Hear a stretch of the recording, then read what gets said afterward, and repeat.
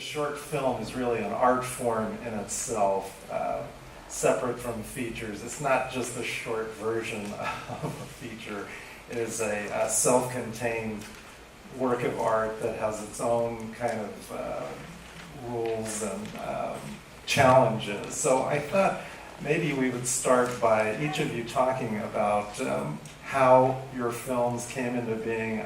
Having known each of you, you know, there's quite a process that you go through to get these films made. So maybe we could start with Ken and Maya. Ken Uchiai is the director of Half Kenneth, and Maya Kanahara is the producer.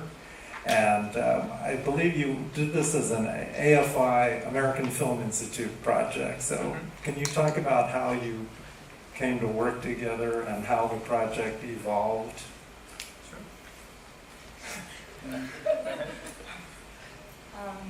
Hi, I'm Maya.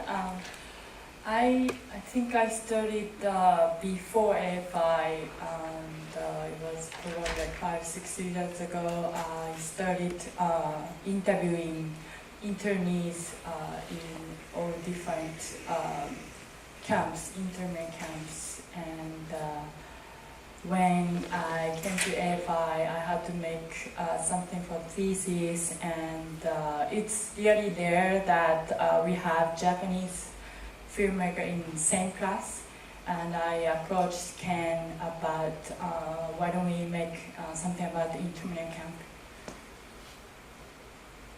and I think I'll pass on to Ken.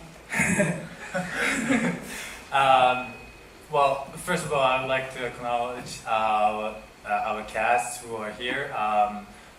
First, Chris Tashima on the left. He was a truck driver, and he's also Oscar-winning director-actor.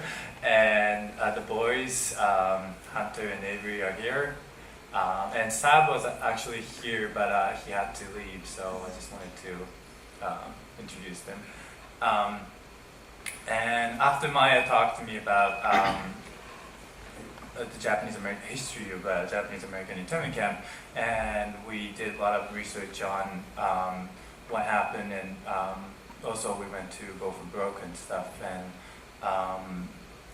we started having a story about half Japanese and half Caucasian brothers whose mother didn't come to the camp, and they after the father's death, they tried to escape to look for their mother.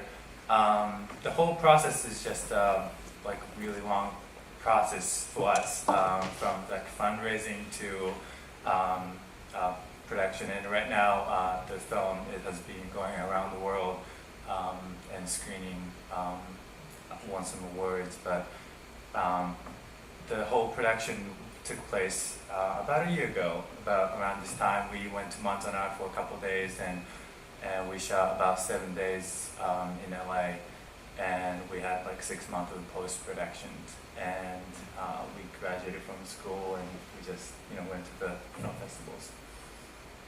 That's pretty much it.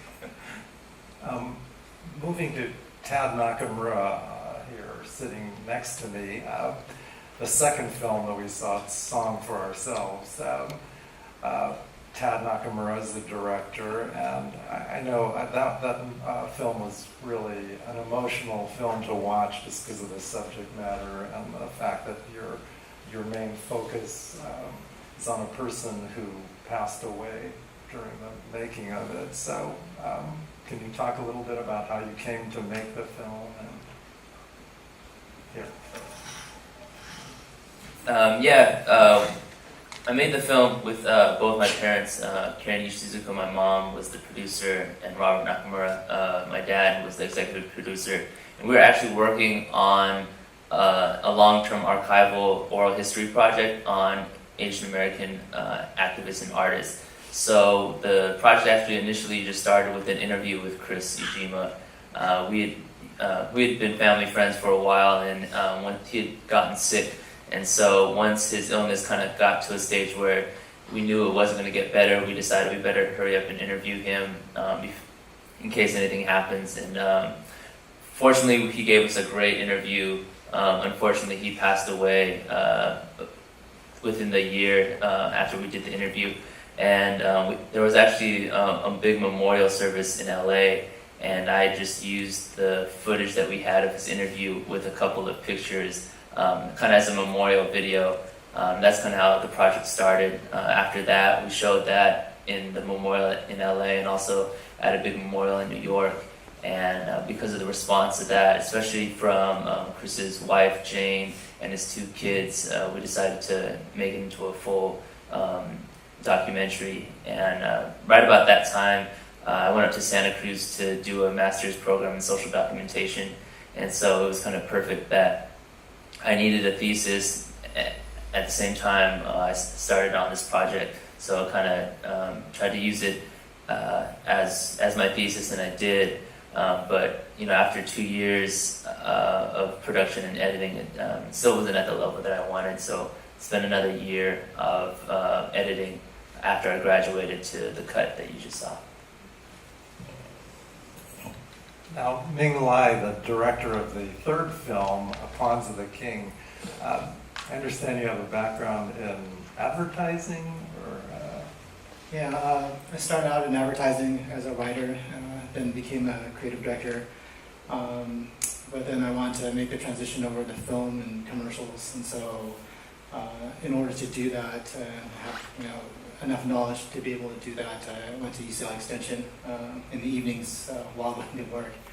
And so, unlike day programs like AFI or SC or UCLA, they don't really have a thesis program where you have to have a thesis film. And so I kind of created my own thesis project in order to use everything that I learned and apply it. And so teamed up with Mike Blair, who's my co-producer on this, and had a concept of long time ago. I just had a concept of 2 guys representing each side of the war playing chess, and just use that as almost like poetry as a metaphor for a larger Pacific War.